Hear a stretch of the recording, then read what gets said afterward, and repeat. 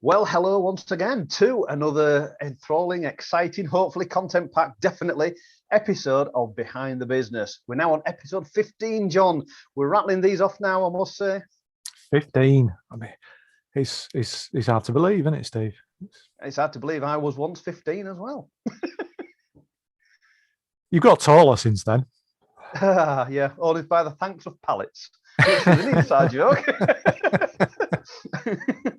But yeah, episode 15, John, and we're going to follow on as always from last week's episode where we talked about referral marketing, way of leveraging your current client base.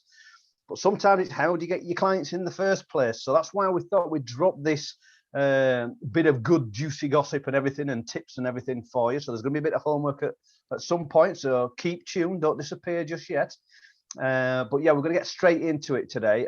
We will be taking a bit of a break just for 1 week because we've got some really exciting stuff coming for everybody that's been tuning in, that's been watching on YouTube, or that's been listening on their preferred podcast providers. If you didn't know, we are on the Apple Tunes and iTunes. We're obviously on YouTube. So if you do want to see what we look like and see any examples we might give up on screen, that's the place to find out. And you can also go to the website, which is currently being revamped behind the scenes, but it is still live, and it's called behindthebusiness.uk. That selfless plug all done. We shall jump back onto the topic, which is about direct mail shot wording. So what do we mean by that? Well, we're talking basically about how you can use words and text to have a direct call to action, but how to influence that call to action and how to do things before you ask somebody to take action. And it can be done with email. It can be done with a letter through the post. John mentioned one that he was sending out to his list. And again, John's going to know that, jump in at some point and add, what he put in his letter to the people and why he put what he did in the letter and at what point, because there's a formula that you tend to use. You don't always have to go with this formula, depending on whether if it's just a generic introduction and just get some information out there, or if you are wanting to deliver an opportunity for people and you want to engage with them rather than just saying, hi, it's me, this is my contact details, blah, blah, blah. Get into that in a moment. What I want to really focus on, and John, if you want to take the lead on that one when we get to that point, I'll basically focus on the breakdown of the formula that you need to consider using and what elements, or what should I say, elements you need to have into your direct mail shot wording piece. John, can I just ask you a quick question, actually? Because I know we've mentioned this previously about the two methods, or should I say our two businesses, and how the methods that we use, sometimes there's a crossover, and then other times it's a case of you focus more on one method of offline and myself maybe more online with DMing, etc. people. What do you see as the power for a business using an offline method versus an online method? What's your take on the two different versions? And I know there's lots of different methods for both on and offline, but generally, what's your thoughts on that? My thought is it depends on the business. For what I do, it's a very personal-led relationship. So I'm dealing with, I deal with companies, but I deal with specific individuals within that company. So I coach individuals. I don't coach companies. So I take a much more consumer-led view, and people aren't used to getting a letter in the post these days, which means if I send somebody a letter with something in it that might interest them, it stands out. It's much more likely that they're going to look at that and keep hold of it. And I know we've talked in the past about the difference between, for example, if I had a potential client and I sent them an email, they might see that email and say, that looks fantastic. They might read it. They might junk it straight away. I've got no idea. I don't know whether they're going to read it or not. Okay. But let's say for argument's sake, they do read it. They read it and they think, that's great. Maybe I'll look at that later. And they file it away. It's disappeared. It's not in their inbox anymore. Okay. But if I send them a letter, I can pretty much guarantee they're going to open it for a start, because my letters don't look like a normal junk mail letter, as we've discussed in the past. They look quite special. They're going to open that letter. It might have a leaflet in it. It might have something else in it, whatever. But the odds are they're not going to junk it. It'll sit on their desk until they clear their desk, which means if they suddenly come across something that means they might be interested, they can go to it quite easily. A lot easier than potentially looking through hundreds of junked emails. So for me, it works very well, because the whole impetus of my business is it's a personal service. So the fact that I hand sign every letter, I don't print a signature, that's really important. The stamps that go on the letter, I put the stamp on so that I know where it's going to be. Now, you might have a post room, you might have a business that's employs somebody to do that. Well, that's fine. But, it's like we said before, if it's Christmas, I'm going to put a Christmas stamp on there. If there's a new, and now partly this is because I'm a stamp collector, but I'll deny it if anybody asks. But if there's a new set of stamp comes out, that mail shot is going to have the new stamps on it because it stands out, and so for me, that's the power in it. It's the getting through. Someone's got 50 emails in a day, but one letter, they're going to go, oh, what's this letter? It stands out just because of what it is. Yeah, and I think and for me, that's the difference. I've a very garbled way of saying it, Steve, but you know what I'm getting it isn't. Yeah, I do, and it's interesting that you take that approach, John, because when people are considering which method to use, there's nothing wrong with using multiple. That's sometimes a great way to do it, and then measure which ones have actually attracted the best. I do use email marketing, and I use landing pages and all that stuff. But yeah, I use that as well, and I know you've got some of my other methods of marketing, because I have a referral scheme, and that comes with documentation, which you've seen as well. So there's all kinds of different methods that I use. Some are offline, some are online, but the things that actually stand out and get me the most interest are the offline things. But that's because of what I do for a living. Wouldn't necessarily work for what you do or what our listeners do, but potentially it's a standard. I think it's something that people do need to give some thought to as well, which, the reason why we're discussing this, and I've added that one into, the topic today for the direct mail shot wording, is it's important to know there's different methods that you can use. And then you look at the content that you put in, and just by what John was saying there, that he fixes the stamp to every envelope. He'll use the appropriate stamp depending if it's seasonal times of year when he's sending his direct physical mail piece out.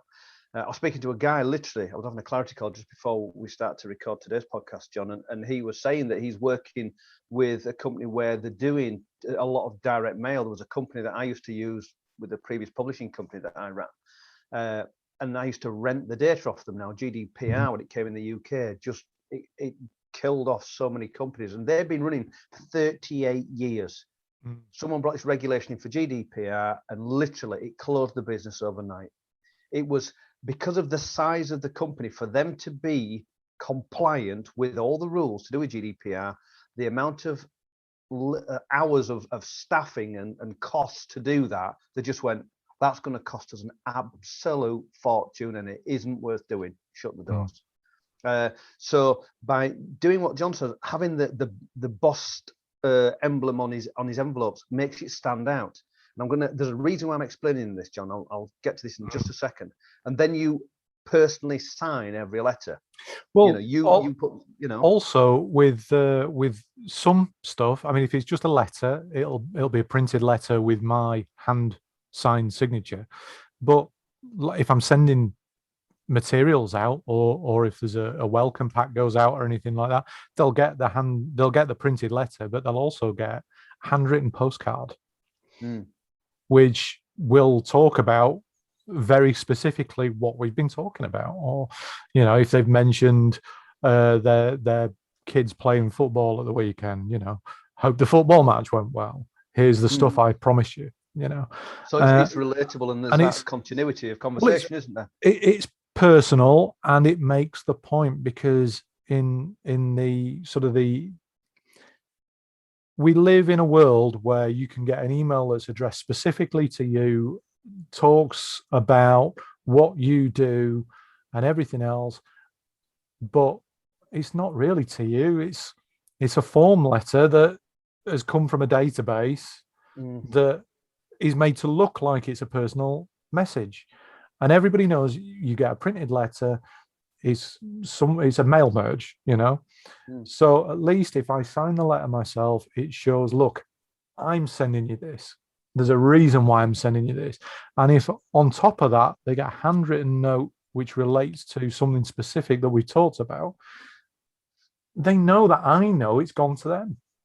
And that's it. It's that personal touch that you can do with the letter. With technology, like your email, for example, you're quite right. You've touched on something I was going to mention there, which is you can put coding into your email sending, whether it's get response or automation. There's that many out there, active campaign. And one thing, there's so many different platforms that you can use where you put a bit of code at the beginning or partway through a sentence of the subject line, for example. And the subject line on email is like your envelope that comes through the post, in my eyes. It's got to grab somebody's attention. It's got to give them that, oh, what's this? The letter John was saying that's got the physical stamp on it. It's not franked with all the wavy lines and it's all prepaid and everything, and it's got the embossing on the envelope. It makes it stand out. There's an air of, there's a whiff of like VIP. There's that essence of, this is different from the rest of the mail I've received today. It feels different. It looks different. And I'll tell you the other thing as well, which you might have noticed this on the package that I sent you. If it's a large package, which I can't emboss, I have stickers. Now, every time I send out a mail shot, it's sealed with a sticker, which has got, because with what I do, confidentiality is key, which means that for somebody who's gone through any kind of program with me or any kind of session, I can't use the embossing, because the embossing on the envelope has got my web address, which means the postman can work out who I am, which means they can work out they've had coaching. So I've got stickers which don't have that, but do have a logo on there that the client will recognize. So the client will know this is to do with this. And it goes across the seal on the envelope, so they know that no one's tampered with the envelope. So it's a silly little thing. It's a silly little sticker, but it shows that is a confidential envelope. It doesn't just say it, I mean it. Nobody can go in that envelope without somebody knowing. Now that's a big deal if you're one of my clients. And the other thing you'll have noticed is if it's a big package, so if it's got the portfolios in that I sent across to you, it's Steve, really taped up well. That's what I'll say. It's taped up well, but also now with that, what I did was I didn't use a stamp. I used the sort of print it at home labels, but I didn't stick it directly to the envelope. It comes in a document thing that says documents enclosed. Yeah, that's unusual. It's highly unusual for that kind of package. Now that's on purpose because it makes it stand out. This is it, and it makes it differentiating from everybody else. So there's a number of things that John's mentioned there that makes his direct mail piece stand out. It makes it very personal. It makes it very specific. It makes it very unrelatable to people that don't know what he does, but very, very relatable to the person that's the recipient. And it helps build that trust and that confidentiality up because of the nature of what John does for his clients. It's very sensitive indeed. So it's a very discreet way of him being able to deliver the agreed information to his clients without anybody really knowing. And I think this is a point that everybody who's listening really needs to take on board. Is if you are trying to build relationships with your clients, it doesn't matter whether you do what I do, what Steve does, or whatever you do. That client, and we've talked about it before, in order for that customer to become a client, they have to trust you. You have to build that level of trust.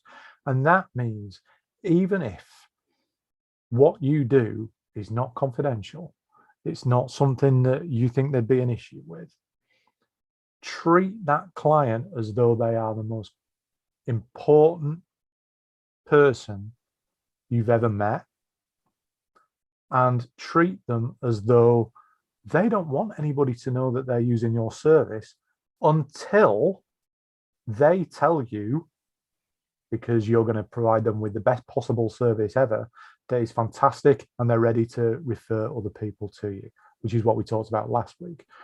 But until you get to that stage, you have to build that level of trust. You have to assume, and it'll be stupid stuff. People, and you'll know this yourself because you are also a consumer. I am also a consumer. It might not be anybody else's business what I bought for my lunch yesterday afternoon. But if somebody in that shop puts a photograph of me buying it on their website, or tells their next door neighbor, I'm going to be annoyed.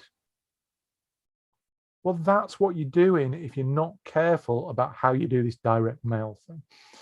And that's one of the things that I'm pretty sure Steve is going to address this, because we're talking about, particularly with emails, you can send, it's very, to touch of a button, you can send 2,000 emails, right? Well, if 20 of those are to the same company, right, now that's all very well if it's a generic service, but what happens if it isn't?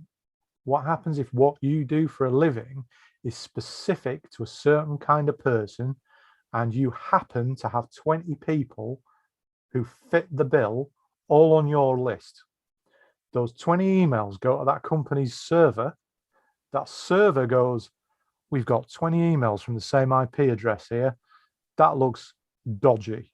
What is it? Oh, look, it's an erectile dysfunction medication. Interesting that they've gone specifically to those 20 people. Suddenly you've got people in IT, people in HR, people, different parts of the organization who have no idea why you're receiving these emails. But because you were not thoughtful in the way you did your direct mail, it's flagged it in a way you didn't expect, and you've breached confidentiality on, not even on clients, on potential clients. What could be worse? I mean, you've not just cost yourself 20 sales there, you've cost yourself an entire company's worth of sales, because what company is going to want to deal with somebody who doesn't think about this? And I can tell you from experience, because I've done this when I first started out. I did send a bulk email, which I had no idea it worked. I just wrote an email, sent it to a list of 500 people, and I probably got 30 people back flaming angry. What the hell do you think you're doing sending this stuff out as a bulk email? Well, let me tell you, ladies and gentlemen, you learn damn quick, and you don't make that mistake twice. That's one of the things when we're telling you things, it's from experience. There are people, and we've all met people who will give you advice after advice after advice, but they've never experienced it. Oh, well, this is what you should do. Well, why should I do that? Because he told me that you should do that. Well, have you ever done it? No. Well, shut up then. We've been there and we've done it. We've made these mistakes, and I've certainly made this mistake.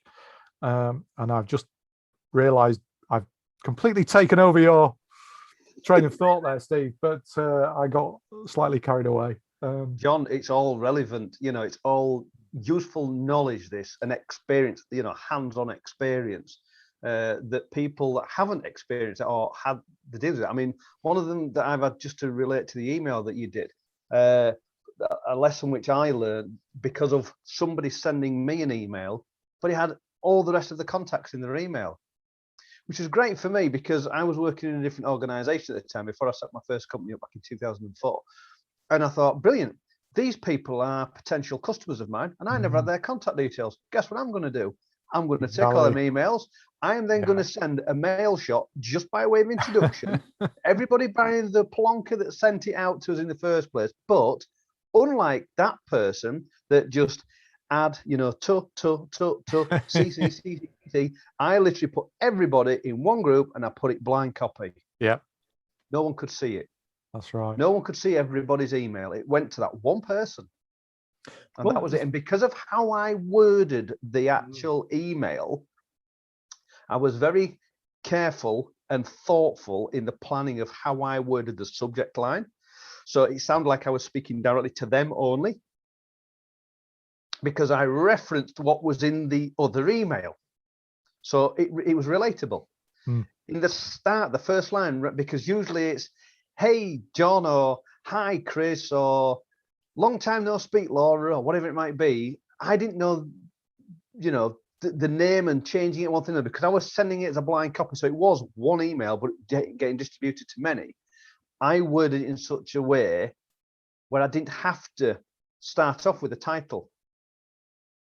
And I got a really good response from it, to be fair. I was working for a storage company at the time, actually, and they wanted more business. And that got us a lot more business very quickly because of somebody else's mistake of just purely not knowing. I was able to use the leverage of that mistake to improve the performance and generate more leads and actually bring in a lot more new clients that I would never have been able to get in touch with. So I know we said this was all about the direct mail shot wording, but sometimes you have to understand the principles behind something. And the small intricacies of how you do something before you get into the actual body. So, it might seem like, well, I thought you were going to talk about this today, Steve, and you've not, sort of thing. But what John's gone through has been very valuable and important to understand and implement that thought process and the way of actioning certain things that John mentioned, the specifics. When it comes to the email side of things, sorry, John, did you want to just? Sorry, all I was going to say was I think it's important with any kind of direct contact, and we sort of alluded to this a few episodes ago with the sort of the text messaging side of things as well. Is very, very important. The first thing you need to do is put yourself in the place of the person who's going to receive anything. Who are they? What frame of mind are they in? What frame of mind do you want them to be in? Because yes, you've got to. We've said before, no one wants to read your advert. They don't want to read your letter. They don't want to hear from you. They don't care. They've got work to do. They don't need to be stopped. So if you're going to stop them, make sure it's worth their time.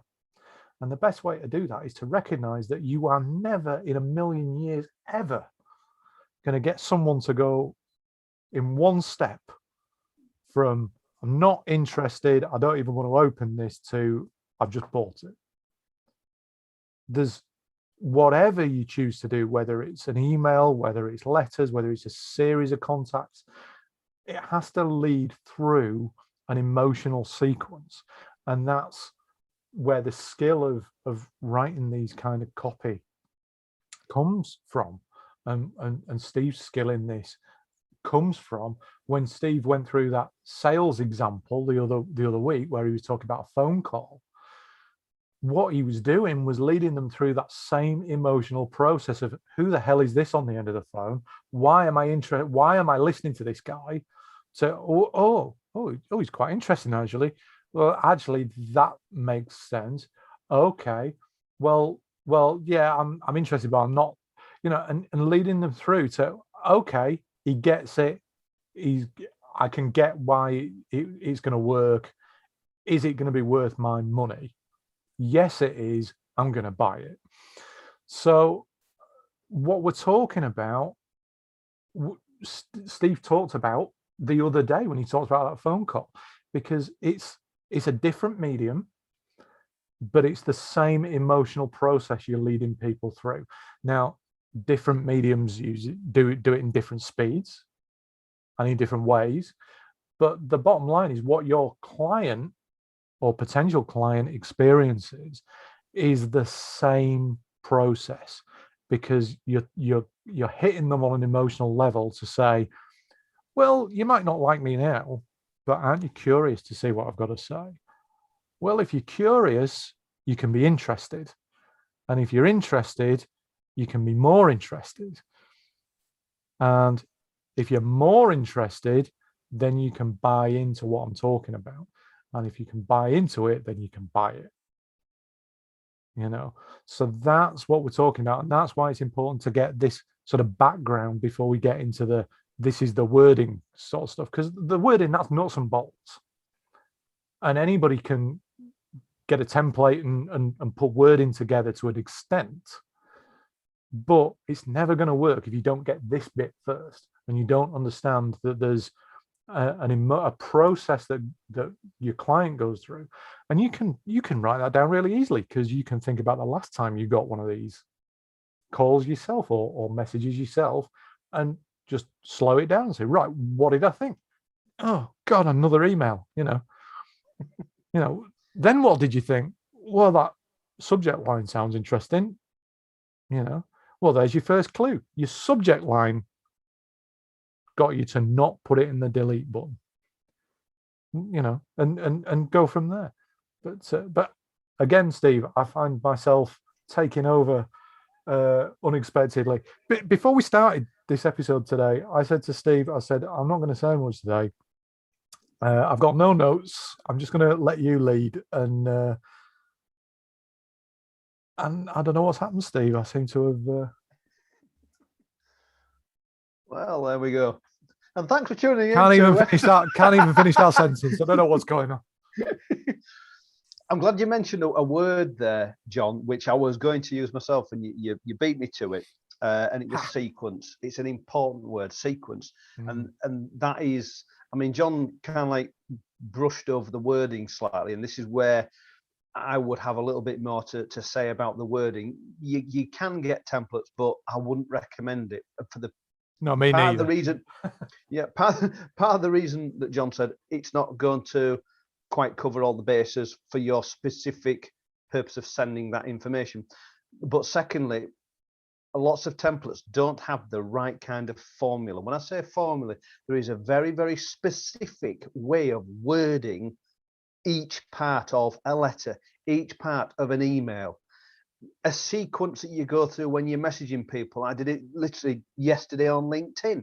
I connected with 5 people within the same organization. So again, just relatable to what John was just saying, when you can send 20 emails out. I messaged individually, but I had like a little template. So it was a copy and paste. I changed the name for the person, but then I also added a very specific, unique piece of information that was relatable to that person and what they were doing at this moment in time. Not necessarily, I can see you lifting the cup of coffee, that's a little bit, Jason Bourne sort of thing. She stood right next to you, but it was more a case of a project that they're working on, or something that they're involved with at the moment that's going to last for a few days, a few weeks, a few months, depending on, the sort of business. And so it was something that they went, oh yeah, this person does know what I'm doing at the moment. So it was relatable. It built that rapport up. And it wasn't, I want to sell you something. It was, just wanted to connect with like-minded professionals that are in this space, just like yourself, just in case there's something we can potentially do together in the future. That was a bit wishy-washy. I didn't word it like that. I'll be perfectly honest with you. A bit more thought went into it, but I put myself on the spot as usual, and that's what came out. But you kind of get the understanding what I'm on about. It was not a sell. It was an introduction and a reason for why I was introducing, and that common ground. And I mentioned all about the common ground icebreaker things previously, but that's the method that I used. And then they came back to me straight away. 3 out of the 5 people came back to me straight away. They accepted the connect request because they were like 3rd tier, I think, all of them on my LinkedIn at the time. And 3 of them came back to me straight away. The other 2 came back this morning, so I had to get all 5 as connections, purely because it was a soft introduction, but relatable. So this is what we're on about the direct mail wording, is you need to use the right words. Now, what words do you need to use, and how should you go about it? Well, before you do the how, you need to understand the what. And I'm a big believer in delivering the what for people. So what do you need to do? Well, I've just said it. So if you missed it, rewind and listen again. Don't sell, use their name, make it a friendly introduction. I won't say, yo, Bob, how are you doing? Sort of thing. It's either, depending on what level within an organization, if it's organizations you're dealing with, then it might be a hi, hey, hello. You might need to just do something a bit different. But then you put something very relatable straight away. You've got to grab their attention very quickly so they can make a decision within like 3 to 5 seconds. Am I going to read this, or am I just going to just remove it and I'm not interested? So you got to hit them with something really relatable quick. That's what you need to do. Now, I say that's what you need to do because you know the people you're trying to connect with and the industries that you may be dealing with. I don't know your business or your industries as I'm doing this podcast with John. So you need to know what you're going to put in that and then apply it right the way through, but never sell from the get-go. And then build that sequence up by continuing. And that's what I did with one person, made it relatable, the follow-up. There are people within your industry that have been struggling with this. Have you felt that happening as well? It was nothing to do with the reason why I was messaging them. It's nothing to do with the end goal of serving them with a particular type of solution. I do apologize that my dog just decided to start barking and run off into the garden. Doing a good job there, well done. And that's completely thrown me as that. Sequence. Thank you, my lovely dog. I've lost where I was. I've lost my train of thought altogether. That was its sequence. It was nothing to do with what the end goal was, sort of thing. So, but it's built that rapport up. That person has now turned around and says, so could you send me some prices on that? If it's of interest to you, I'd be more than happy to. Thank you very much indeed. I've almost asked for permission, but I've done it in a conversational way using a sequence. So the framework for what we're getting at here, and we can go very much more into this in detail. Sorry, I just keep getting distracted by what's happening over there. So apologies for that. Very unprofessional thing. But there is a set formula that you can use. But the main purpose and the points I want you to consider, this is your homework, is I want you to write this down or make a note on your computer or whatever, or your notepad on your phone if you're listening to this on your phone. Rewind it, listen to it again if you don't have time to do it now. But what you need to do is this particular formula. And first of all, with any kind of direct mail piece you're doing, the first thing you need to do is grab someone's attention. Now, that could be with the presentation, like Johnson, with the envelope, if you're doing physical through the post kind of thing. If it's an email, that subject line needs to really strike a chord with them. So you need to, the ideal client avatar we mentioned before, you should be able to pick this up very quickly if you've done that task that we set you, weeks ago. And once you've grabbed their attention, you need to keep that flow going. So you need to create a desire for people to want to know more. But before you do this desire, you need to get their interest. You've grabbed their attention, but now you need to get them interested in what's going to come next. So that's the next thing you do, is give them something interesting, relatable to their circumstance, their situation right now, without selling. And I did an Instagram reel actually, John, on this that I posted earlier on today, and I think that's like nearly 6,000 views already or something. It was bonkers. It was, is cheesy marketing dead? And it's the way you word things. We could talk about that in another podcast. I'd be happy to go through that with everybody. But it was interesting, the traction I've got from that. But it's all about giving them enough information that keeps them in that flow, so to speak, and that moment, so they stay with you. And again, this can be done in one letter, and I've done this previously with a publishing company I had back in the day, and it was doing like what John does. It was sending out one sheet of paper, folded up by hand, put in an envelope by hand, the thing stuck down, stamp taken off, stuck on. The local post office, that was bonkers. Just very quick sides. No, I was in the queue. I've got to share this very quickly, John. Sorry, it's my turn to go off on one. I was in the queue at local post office in a town in South Yorkshire at the time. I had some offices over there at that particular time in my life. And I'd gone in and there was people queuing up for some stamps and one thing and another. And the lady that got served before me, she went up, she says, could I have 2 second-class stamps? And I think I'll take 1 first-class stamp as well, please. So the woman served her one thing. There was about 3 tellers on the go. And I walked up. Hey, you all right? Yes. can I have 1,000 first class stamps, please? And the person, the teller was sort of like saying, sorry, you wanted how many? What was that? I said, 1,000 first class stamps. 1,000? What do you need 1,000 for? I says, I have a lot of friends to write to. Pen So, pal and I said, scheme. yeah. And then I says, and do you have a bag? Then, oh yes. So she started to put the stamps into a bag. I said, no, a bag for me to put the letters that I'm going to be coming back with in a few hours' time that I'll then need posting out. So she gave me a big mail sack. And I went back to the office and I physically, like John did, I actually physically at the time did the whole thing myself. I folded 1,000 letters, which I had written on the computer, but then I had signed. And I folded them, 3-fold, into the normal size envelope, put the stamp on, sealed the envelope, into the bag, 1,000 of them. My fingers and knuckles were sore.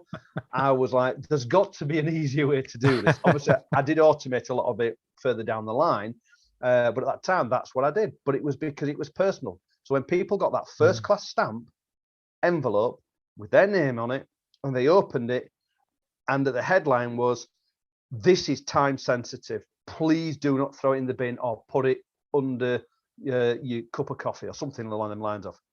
And it's because there was a first class stamp on it. It grabbed that first impression of, first class stamp. This was quite important. Opened it. This is time sensitive. Blooming heck, what is this? And it was big, bold writing. I grabbed their attention massively. Yeah. But then I created the interest and went through into the copy. And that was the top part of the copy that I went through. From there, I then created even more of a desire based on that interest that I'd created with the information I'd given. And it brought them even further in. So in their mind, they were like, yeah, this is really what I need to look at. And then at the end of the day, I then created an opportunity for them to find out more, which is the CTA, call to action, or what to do next. However you want to word it, you want someone to do something. That's all that letter was. It was, hello, you, grab your attention, create the desire with information I've given you, and this is how you find out more. And it was all to get people to go to a website. And it was on that website. So the letter did the, this is me. Those people that then took action were more serious. And that was how I was targeting people then, because they were coming through my sales funnel. And it was the wording in that letter that those that, maybe the list that I'd hired or purchased or rented from the list broker at the time wasn't quite, all of them weren't quite my client, but that's fine. It meant I wasn't wasting time looking to coach people. That letter filtered out people because of how it was worded, the power of the words that you use, back to what we're saying. And then when they went onto the website, if you printed this website off, John, it must have been about 15 pages long if you'd have printed it off. It's what they call a long copy website, or a single page long copy website. And it just went through, but it linked seamlessly from what was put in the letter, and it referred to it right from the get-go again as soon as they landed on the web page. So they're like, oh yeah, this is exactly what it is. And then they went through it. But then, and this is where emails and this direct copy web page are very similar. At the right time, within that web page, there is an order button. And you can do this on emails as well. You can have a little button in there which will click and go through to an order page, a booking page, whatever it might be that you're looking for people to do as the next step in the sequence. And it went in different parts of the actual web page. Now, I had coding on the back of that. And again, you can do this on emails where each button for the call to action will have a bit of code in it. And when you've got an email filtering system that shows you how many emails you've sent, how many landed in the inbox, how many went into the junk folder, how many got opened, how many times they got opened, and when they got opened, actually a physical date and time. And then when you've got these call to action buttons in your email or on your web page, which button got clicked? Now, this is key data as well for really optimizing it, because if nobody clicked on the first button, then you know that first part, but they clicked on the second, third, or the final, then you know where you need to tweak your copy, the wording that you've used, to try and get that reaction a bit sooner. Now, it might be that you don't want them to click sooner. Well, change that button to something else possibly. You need to understand your audience there. And this is through testing, split testing. And we're going to go more into split testing in the next episode. But I said to John, I wanted to just include that so you know what's coming up, next is we're going to show you exactly how you can test things to make it even better. But you've got to start somewhere. And by having that measuring tool in there, you're able to know, well, where are people taking action? And then say, well, what did I write before that that's made them take that action here? And again, it'll tell you how many people have clicked on which button. So you know where the majority of your next step in your sequence is generating those inquiries or those leads or those bookings or those orders even. Might be just to purchase something there and then. You know, on that web page that I mentioned, that was for people to literally click a button, and they could actually do one of two things. They could either fill out an order form if they want to do it physically and write something out and then post it back to me. But I also had a way for people at the time. I was using PayPal. I don't use that now. I use Stripe for most of payments, and Square for online payments, personal reasons. Not because I've been blocked. I still have a PayPal account. Anyway, it's a political conversation which we'll not have today. But the reason, again, and this is choice, and this is a key thing here as well. So I don't want to brush over it too. I'm not going to take a long time, but I don't want to just pass it by. Is the reason why I gave people two options: either to print an order form off and fill it out and post it back, or just click the button and pay for it right now. And this is for a course that I wrote. It was a 12-module course. John very kindly looked over it, a few years back, and he went, "Wow, this is going to need to do something with this again." And I suppose we've evolved to where we are today. But that was a physical way of showing people how to start their own business from home, or, as a side hustle kind of thing. And then once it created enough income that overtook the main income and was consistent at that, then they had the choice whether or not they wanted to carry on doing the 9 to 5 or move on to that. But the reason why there's two options is some people at that time, because this was back in 2006, 2007, not everybody was happy about handing over their payment details on the internet back then. We didn't have all the secure SSL certificates and padlocks and everything you see on the browsers that we have today, all the encryptions that we have. So there was a lot of people that were a bit, I'm not sure, but I can print the form off and then I can write my actual details on there. And I've got that all set up. And I was getting orders both through the post. I was getting mail and I was opening it and it was an order form. And it was like, right. And as soon as I got the order form, it was an email straight to the person, because I'd put on it, if you want to print this off, that's fine. Once we've received your order, we will email you immediately to let you know we've received that order and that we'll be placing it and getting everything set up for you, because it was a standing order sort of thing on a monthly basis. So as soon as that letter came in, it was an email straight to that one person. So they knew straight away. And again, it's back to what John was saying. It's that communication, that personal communication. And it was, hi, such and such. We've just received your order for this particular course that you've chosen to print off from our website. Thank you very much indeed. Process your order. You'll notice the payment will be this on your statement, and we'll get your first month's module and all the goodies that we've said we're going to deliver in the first one out to you. So this is all part of the understanding of how to do things. I'm kind of rambling a little bit, John, with how I'm trying to get the message across. I'm hoping the content is there, because there's so much to get through. It's hard to do it. I know we've way overrun the 30 minutes as usual. I'm sorry about that, but it's just trying to get that over to people. And I can go into it a bit more before we jump on split testing on the next episode. But I don't want to take up too much time today. Hopefully that came across and made sense, though. Yeah, absolutely, it did. It was very clear, and yeah, it made sense. Really relevant. I think today's episode has been an interesting one, because we've kind of meandered a little bit, but it's all been relevant and it's all been good content. If you go back and listen to it, as I always do, as I code this, it was really solid stuff. And I think it's important that before we get on to the next episode, people really get the idea of what we're talking about here, which is that process, that sort of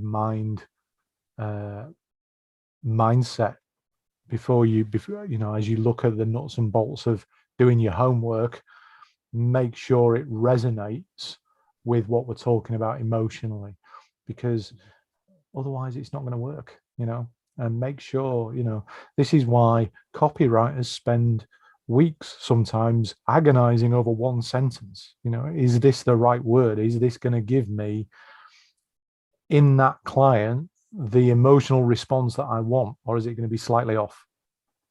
Yeah, that's right. Because if it's slightly off, that can be the difference between them buying or not buying. It's like we said the other week, Steve, about if you set off on a path and you are 1 degree out. By the time you've walked 10 miles, how far out are you? It's the same concept. You need to be thinking about this stuff before you start, and really getting yourself into take a deep breath, have a cup of tea, get into the mindset of, right, what do I want people to feel? How am I going to elicit that? Yeah, and I think that's it for the homework, is exactly what John just said there. You need to be in the mindset as to what are you wanting that person to feel, and what's the outcome that you want them to have, what action do you want them to take, and then you start to craft that wording, starting right from the beginning with, well, how are you going to deliver that message? What medium are you going to use? What subject line if it's an email? What are you going to do to make your postal delivery stand out from the crowd? And then make sure you have those call to actions, and there's a way of measuring those call to actions as well, so you know how to tweak it, and make it better going forward. I think in the next episode we'll touch on the split testing as well. John, this is something else to add into your client avatar, which you've already got because you did it weeks ago, or you should have. But that's one of the things to think about, to add in. What is your preferred client's ideal contact method? You see, we've touched on that before, though, John. If people have been watching the episode, we've said, not everybody hangs out on Instagram. Some will be on LinkedIn, some will be Twitter. Don't do Twitter myself, to be fair. I've done it for a number of years. Some will be behind the bin. Work for my medium. Yeah. But yeah, you're right. You got to know where your audience hangs out. Yeah, absolutely. And again, I'm very, very conscious we're at 45 minutes already. But you also said something very, very important when you were talking about that example of the LinkedIn thing earlier on, the connections, was you said something relevant to them, which was about project that it might be on, or something that's going on in their workplace. Now, the implication there is that Steve's doing an awful lot of research in the background before he contacts these people, and that might be going through Google, going through the company website, might be a trade publication for the industry that Steve is working with at the moment. But what he's doing is he's finding, and this is a question for you actually, Steve, is the people that you're finding in that example, would you find those people, would you find the information about those people after you found those people, or would you find those people from the information that you're already reading? The way I was finding that was I went straight onto LinkedIn. They're actually in the house building sector. And so straight onto LinkedIn, they're all posting on there what they're up to. The company has its own LinkedIn page to promote what they're doing, because obviously there's lots of trades that they need to use on there. And all I did was, look, this is what the particular house builder in question had posted. It was something relevant to a new project that they were building, new development, housing development they were doing. From there, you can follow that company, so you get notifications of all the new things that's happening. The next post was an expansion. They were recruiting. Great, this company's growing. They've obviously got a lot of work going on. There's new developments coming. From there, you can go to the people tab on the actual company page on LinkedIn. This is like a very brief LinkedIn mastermind coming out here. Far from a mastermind. But anyway, it gives you a bit of a flavor for it. Click on the people, and everybody that's on there, they'll have the names. Probably got the mug shot as well. It'll tell you the title. So the position. So for me, on that particular example I was on about, I was targeting commercial directors, project managers, quantity surveyors. Those were the three people. On contracts managers as well. Sorry, I was contacting those people. So obviously in the example, there was one commercial director, there was one project manager, there was one contracts manager, and there was two quantity surveyors. That was the 5 people that I mentioned, just to get clarity on that. And it was all about the fact that I knew that they were expanding, but they'd also the company put a post about a new development that was going to be starting, that should have started, but there was delays on the previous one. Now, I got, like John said, did my research, and I found a post that one of the other people, one of the site managers who's front line to this, had put a post on saying, really looking forward to move to the next phase because we've had all these delays, one thing, another. I knew, though, from speaking with other clients in the same industry, that they've been having a particular delay on materials being delivered. purely down to, pandemics, one thing or another, and it slowed the productions down. So they were feeling the pain. So I made my message relatable to people, and I referenced the fact that it's great to see you're expanding, hence the post I saw and why I'm connecting today with other professionals within this industry. Hope you don't mind the connection. Send that. They connected. As soon as they connected, the follow-up was, thanks for accepting the connect request. How's things going? Have you been having the same kind of problems with the delaying materials as some of my other clients have been having? Leave it up. Then they come back. Yeah, you're right. We have, and I've got this conversation. They know I know that what their pain is, but it's got nothing to do with the solution which I was wanting to present to them on behalf of the client I am currently working with to help them grow their business. Because I've mentioned in previous episodes that it was the sales channel that they've asked me to have help with, and that's what I'm working on. That was the process. Right. But this has now got me opportunities to now quote for the business for 3 sites, not just one, but 3 sites that are yet to start. So I'm right at the front of the queue. Which some people might say, well, I want other people to go in first and then I can undercut people. Well, then you're reliant on having a battle based on price. Yeah. And that is a real sticky wicket to be on. Yes, price is going to play its part, but if you present something in the right way, the right people at the right time, that perception, and then you have got a bit of negotiating with them after you've delivered the initial price, you will always find that middle ground where everybody's happy. So it doesn't matter when you go in. I don't care whether I'm first, second, last. I don't mind, because I know how I'm going to present and hold that conversation with somebody. I'm going to make it very relatable, and I'm going to win the business based on people buy from people. Yeah, that's how I base it on. So fantastic, great example. Okay, Steve. Thanks for that. Thank you. Yep. On that note, I think that probably bookends us for today.